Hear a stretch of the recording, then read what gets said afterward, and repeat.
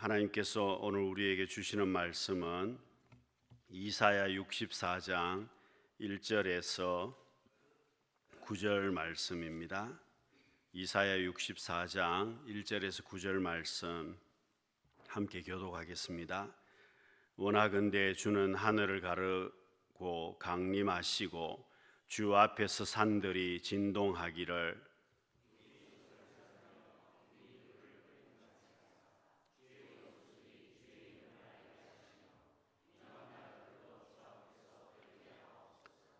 주께서 강림하사 우리가 생각하지 못한 두려운 일을 행하시던 그때에 산들이 주 앞에서 진동하여 싸우며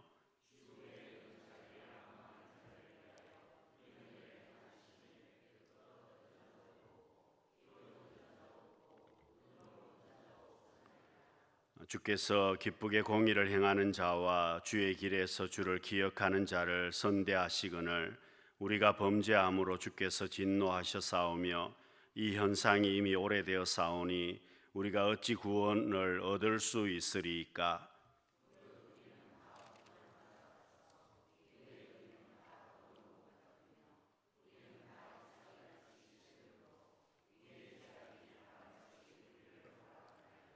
주의 이름을 부르는 자가 없으며 스스로 분발하여 주를 붙잡는 자가 없사오니 이는 주께서 우리에게 얼굴을 숨기시며 우리의 죄악으로 말미암아 우리가 소멸되게 하셨음이니이다.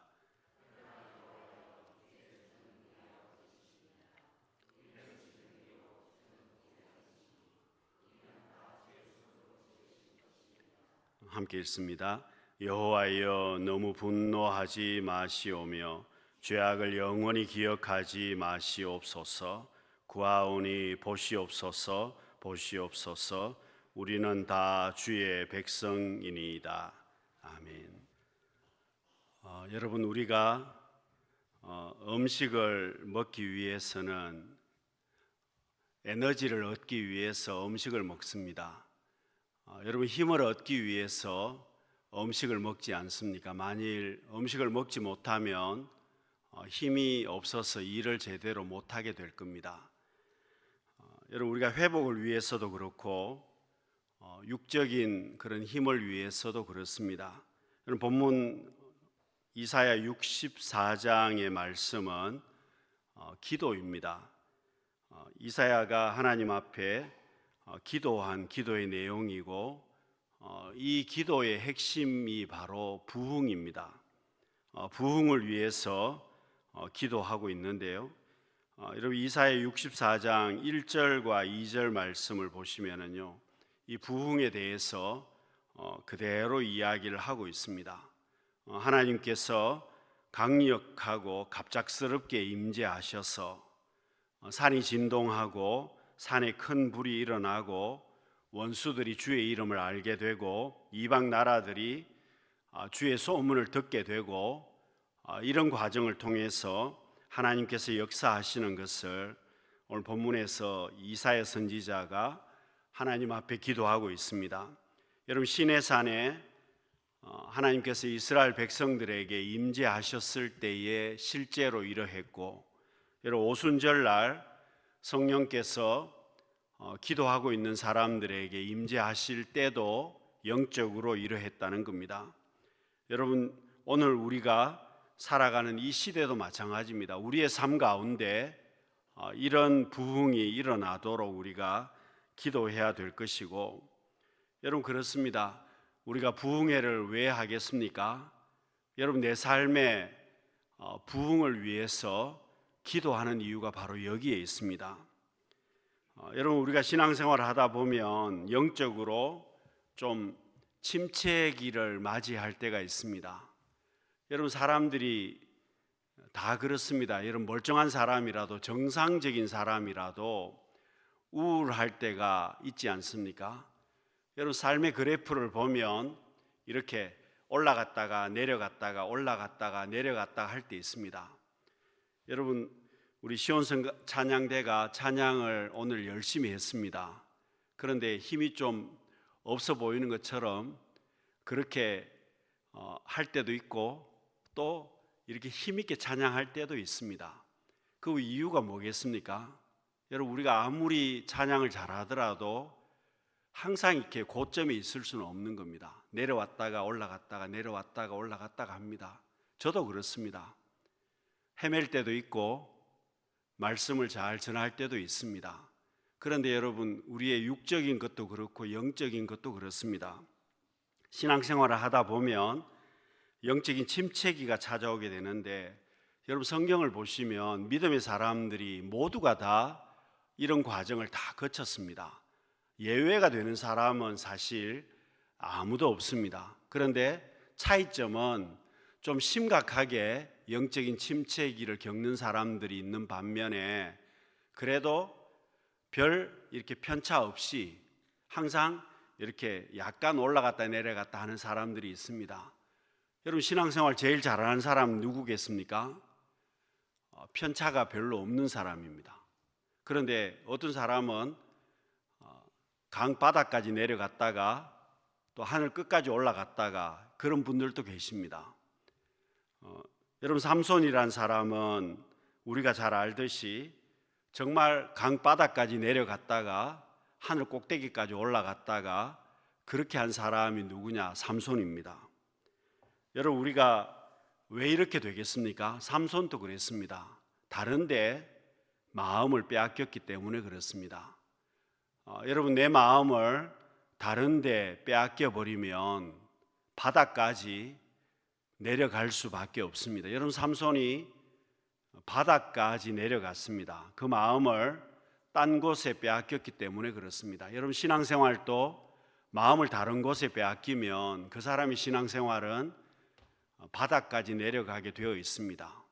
결국에는 하나님을 떠나는 사람들도 있습니다. 여러분, 우리가 가정생활도 그렇지 않습니까? 내가 마음을 다른 곳에 빼앗기면 그 가정은 엉망이 되고 말 겁니다. 신앙생활도 그렇습니다. 내 마음을 다른 곳에 빼앗기면 신앙생활이 엉망이 되는 겁니다. 여러분, 세상적인 것에 마음을 두고 세상적인 것에 마음을 빼앗기면 엉망이 될 수밖에 없습니다. 여러분, 삼손은 들릴라에게 마음을 빼앗기고 결국은 신앙생활이 바닥을 치게 되었습니다. 결국 나중에 어떻게 됩니까? 블레셋 사람들에게 포로가 되고 두 눈이 뽑히고 짐승처럼 맷돌을 돌리는 신세가 되고 말았습니다. 여러분, 여기서 끝이라면 어떻게 삼손이란 사람이 히브리서 11장에 믿음의 사람들의 반열에 삼손이 기록이 되어 있습니다. 여러분, 여기서 끝이라면 삼손이 히브리서 11장에 나올 수 없을 것인데 여기서 끝이 아니었습니다. 여러분, 삼손은 하나님 앞에 자기의 잘못을 깨닫고 영적인 부흥을 위해서 기도했습니다.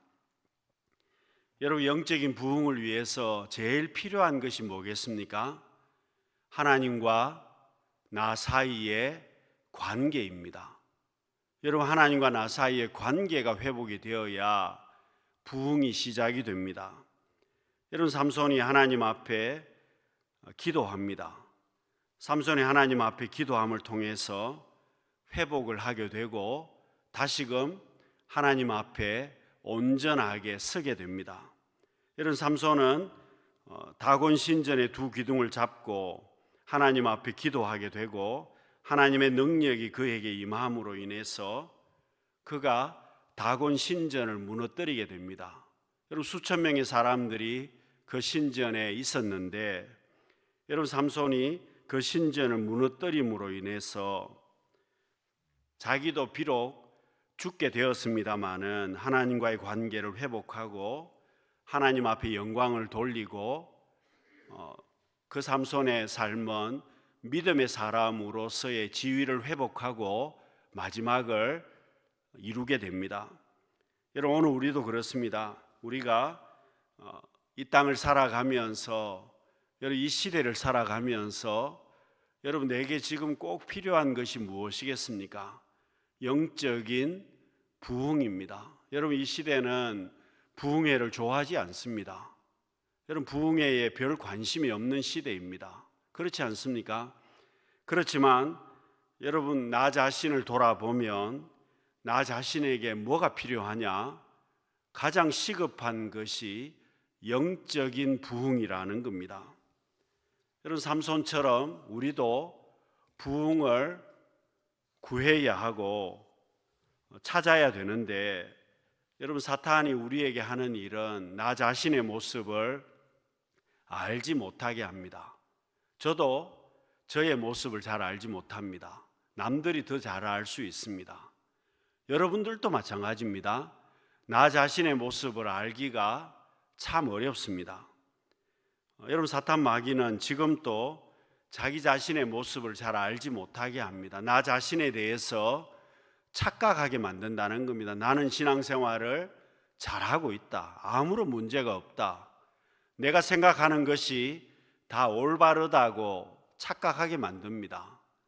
그러나 여러분, 계시록에 나오는 라오디게아 교회를 생각해 보시면요, 라오디게아 교회는 착각했습니다. 자신들은 신앙생활에 아무런 문제가 없다고 생각했는데, 여러분, 영적으로는 가장 어려운 사람들이 라오디게아 교회였습니다. 자신들은 부유하다고 또 신앙생활에 아무런 문제가 없다고 생각했는데, 가장 가난했던 사람들이, 영적으로 가장 가난했던 사람들이 라오디게아 사람들이었습니다.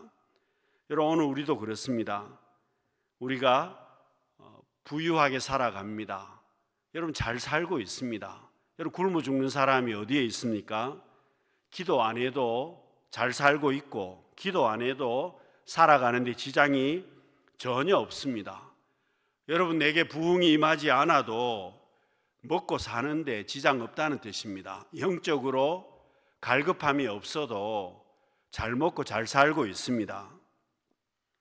여러분, 우리는 착각합니다. 내가 돈 잘 벌고 우리 가정에 어려움이 없고 내가 건강하면 아무런 문제가 없는 줄로 생각을 합니다. 그러나 여러분, 영적인 것은 전혀 다릅니다. 여러분, 하나님께서 내게 원하시는 것이 무엇이겠습니까? 여러분, 하나님이 내게 원하시는 것은 영적인 부흥입니다. 여러분, 현대사회가 영적인 부흥이 잘 임하지 않는 것은 우리가 갈급해하지 않습니다. 옛날과 비교하면 너무 잘 살고 있기 때문에, 부족함이 없기 때문에 필요가 없다는 뜻입니다. 여러분, 시편 42편 1절에 사슴이 시냇물을 찾기에 갈급함 같이 내 영혼이 주를 찾기에 갈급하니이다. 여러분, 목이 마른 사람은 물을 찾게 되는데, 사슴이 시냇물을 찾기에 갈급함처럼 여러분, 우리가 그러면 하나님을 찾느냐? 그렇지 않다는 겁니다.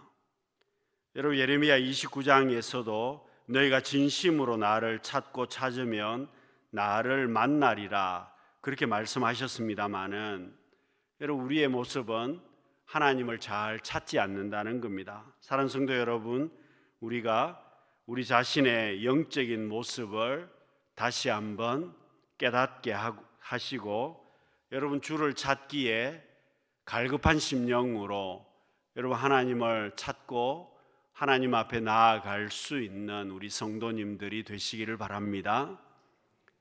여러분, 부흥이 임하려면 나의 죄를 깨닫고 고백해야만 합니다.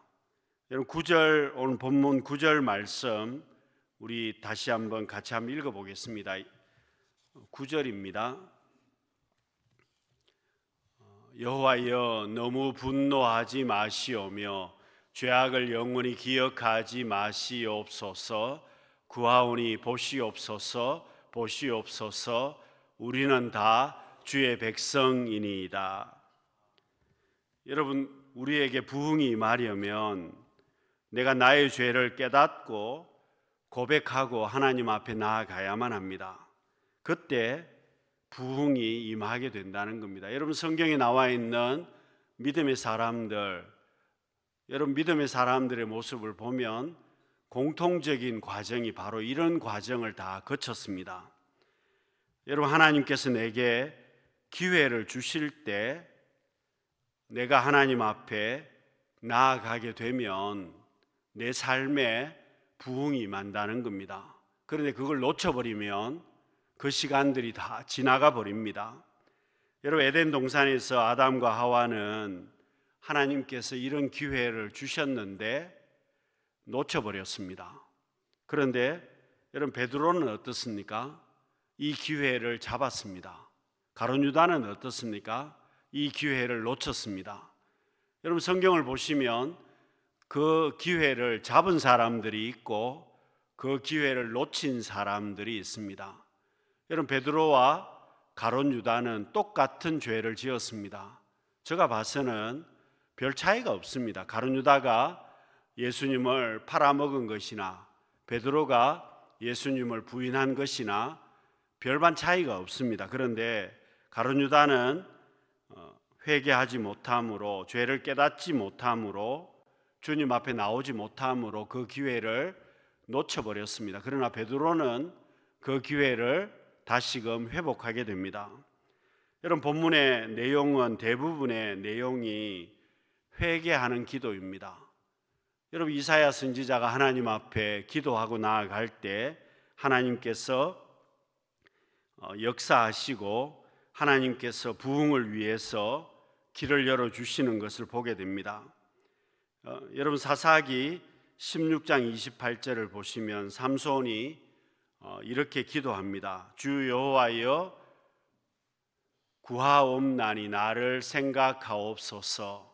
하나님이여, 구하옵나니 이번만 나를 강하게 하사 나의 두 눈을 뺀 블레셋 사람에게 원수를 단번에 갚게 하옵소서 하고, 여러분, 삼손의 기도는 절박한 기도였습니다. 생명을 걸고 하나님 앞에 기도하는 그 기도였습니다. 여러분, 우리도 그렇습니다. 부흥을 위해서 기도할 때 절박하게 기도할 때가 있습니다. 왜냐하면 시간이 없기 때문에 그런 겁니다. 시간이 많으면 우리가 시간을 두고 기도할 수 있는데 지금 삼손의 상황은 시간이 전혀 없습니다. 그러니 절박하게 기도하는 겁니다. 여러분, 중병에 들린 사람들 시간이 별로 없습니다. 그러면 절박하게 기도할 수밖에 없지 않습니까? 여러분, 내 힘으로 해결될 수 없는 사건이라면 우리는 절박하게 기도할 수밖에 없습니다.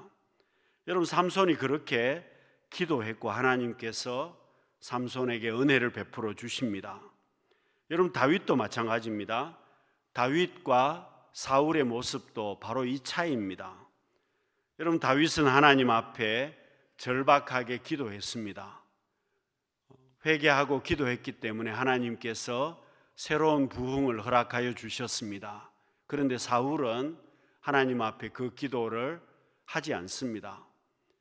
부흥할 수 있는 그 기회를 하나님이 주셨지만 하나님 앞에 나아가지 않습니다. 여러분, 탕자는 어떻습니까?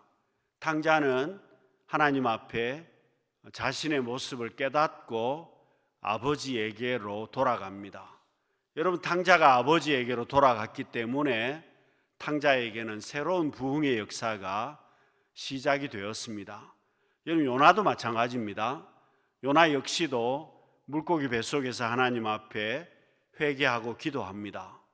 여러분, 요나에게 하나님께서 새로운 기회를 또 주시지 않습니까? 그러므로 인해서 요나가 선지자의 사명을 다시금 감당할 수 있게 됩니다. 여러분, 레위기에서 하나님 앞에 이스라엘 백성들이 제사를 드리는 제사법이 레위기에 기록이 되어 있습니다.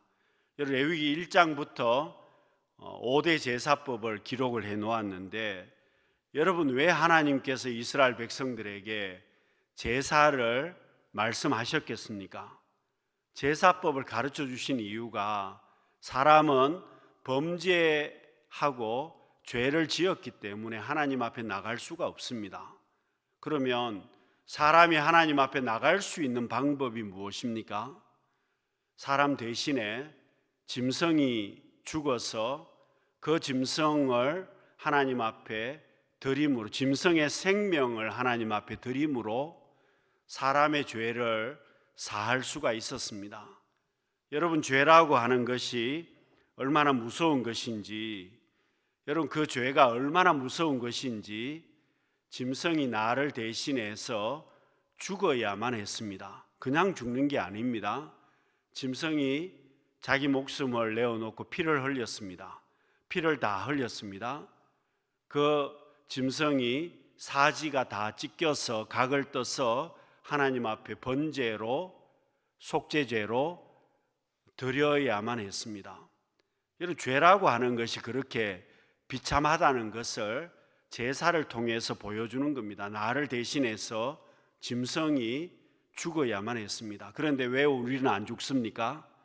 여러분, 예수님께서 나를 대신해서 십자가를 지셨기 때문입니다. 그래서 우리가 그렇게 죽지는 않지만 우리가 하나님 앞에 나가지 않으면 우리에게는 부흥의 역사는 일어나지 않습니다.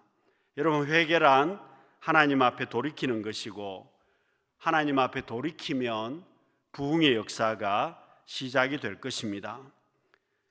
그리고 여러분, 하나님 앞에 우리가 나아가게 되면 어떤 일이 일어나겠습니까? 하나님께서 우리 가운데 임재하십니다. 여러분, 하나님께서 우리 가운데 임재하시면 부흥이 시작이 되는 겁니다. 여러분, 본문에 이사야 64장 본문의 내용이 앞부분 하나님께서 우리 가운데 임재하시면 이런 현상이 나타나게 되는 것을 말씀하고 있는 겁니다. 여러분, 5절 상반절 말씀을 보시면은요, 하나님께서 우리를 선대하신다라고 말씀합니다. 주께서 기쁘게 공의를 행하는 자와 주의 길에서 주를 기억하는 자를 선대하시거늘. 여러분, 하나님이 나를 선대하신다. 선대하신다는 말은 무슨 말이겠습니까? 하나님께서 내게 은혜를 주시고 하나님께서 우리 가운데 임재하신다는 말입니다. 여러분, 선대하신다는 말, 하나님께서 우리 가운데 은혜를 주시고 임재하신다는 말, 여러분, 하나님이 우리 가운데 함께 하시면 문제가 다 해결이 됩니다. 여러분, 하나님께서 우리 가운데 나를 선대하시면 문제가 다 해결이 되는 것입니다. 그게 무엇이겠습니까? 바로 부흥입니다. 그래서 여러분, 하나님이 우리 가운데 함께 하시면 부흥이 시작이 됩니다. 하나님이 우리 가운데 임재하시면 하나님의 역사가 시작이 됩니다. 여러분, 광야 생활하는 이스라엘 백성들 가운데 하나님이 임재하셨습니다. 여러분, 이스라엘 백성들이 광야 생활을 할 수 있었던 이유가 뭐냐? 하나님이 함께 하셨기 때문입니다. 하나님이 임재하셨기 때문입니다. 어떻게 알 수 있습니까? 성막이 이스라엘 백성들과 함께 있었고 성막 위에 구름 기둥과 불 기둥이 함께 했습니다. 밤에는 불 기둥이 있어서 이스라엘 백성들을 따뜻하게 해 주었고 낮에는 구름 기둥이 있어서 이스라엘 백성들을 시원하게 해 주었습니다. 여러분, 구름 기둥과 불 기둥이 함께 한다는 것, 성막이 그들과 함께 있어서 하나님이 함께 하신다는 것, 그것이 바로 이스라엘 백성들에게 하나님이 임재하시는 것이었고 그들에게 하나님께서 선대하시는 것, 그들에게 은혜를 베풀어 주셨다는 겁니다. 여러분, 하나님이 함께 하시면 내 삶에 부흥이 일어나는 겁니다. 그래서 여러분, 하나님이 임재하시면 평안함이 있습니다. 여러분, 우리의 삶 가운데 주님이 나와 동행하셔야 내 삶에 평안함이 있습니다. 여러분, 불안하면 사람은 절대로 살지를 못합니다. 여러분, 불안하면 살 수 있겠습니까? 그래서 여러분, 공황장애라든지 이런 우울증이라든지 이런 부분들이 여러분 불안하면 찾아오는 것이지 않습니까? 그래서 여러분, 불안하면 집에서 한 발자국도 못 나갑니다. 여러분, 불안하면 살 수가 없습니다. 그래서 여러분, 우리의 삶은 평안하지 않으면 절대로 살 수 없습니다. 여러분, 문제가 아무리 많아도 내 삶에 주님 주시는 평안함이 있으면 그 문제는 문제가 되지 않습니다. 그러나 여러분, 아무리 형편이 좋아도 불안하기 시작하면 살 수 없는 겁니다. 그래서 여러분, 하나님께서 우리의 삶 가운데 임재하셔야 우리가 살 수 있고 부흥의 역사가 시작이 된다는 겁니다. 그리고 여러분, 하나님께서 우리 가운데 함께 하시면 풍성함이 있습니다. 돌보아 주신다는 겁니다. 번성하게 하시고 창대하게 하십니다. 그래서 여러분, 레위기 26장 9절과 10절에 보시면은요, 하나님이 우리를 돌보아 주시고 번성하게 하시고 창대하게 하신다고 했습니다. 그리고 묵은 곡식을 먹다가 얼마나 하나님께서 우리를 번성하게 하시느냐, 묵은 곡식을 다 먹지도 못했는데 핵곡식을 주신다는 겁니다. 여러분, 그 삶이 하나님께서 함께 하시는 삶이라는 겁니다. 그리고 하나님이 임재하시면 나라가 평안하다고 말씀합니다. 여러분, 우리가 이번 주간에 부흥회를 우리가 맞이하면서 여러분, 내 삶의 모습을 다시 한번 깨닫고, 여러분 자신의 모습을 다시 한번 깨닫고, 여러분 부흥회 시간에 하나님 앞에 나아갈 수 있는 우리 성도님들이 되시기를 바랍니다. 여러분, 그렇습니다. 나 자신의 모습을 깨닫고 하나님 앞으로 나아가면 진정한 부흥의 역사가 시작이 됩니다. 여러분, 어떤 모습이든지 나의 모습을 깨닫기만 하면, 하나님 앞에 나가기만 하면 내 삶에 부흥의 역사가 시작이 되고 하나님께서 나를 선대하시고 내게 은혜를 베풀어 주신다는 겁니다. 이번 주간에 이런 은혜를 누릴 수 있는 우리 성도님들이 다 되시기를 바랍니다. 기도하겠습니다. 사랑이 많으신 하나님 아버지, 우리 자신의 모습을 깨닫게 하시고 우리가 하나님 앞에 나아가게 하셔서 진정한 부흥의 역사를 누리며 하나님께서 우리를 선대하시는 하나님의 은혜를 누릴 수 있는 우리 모두가 되게 하여 주옵소서. 예수님 이름으로 기도드립니다. 아멘.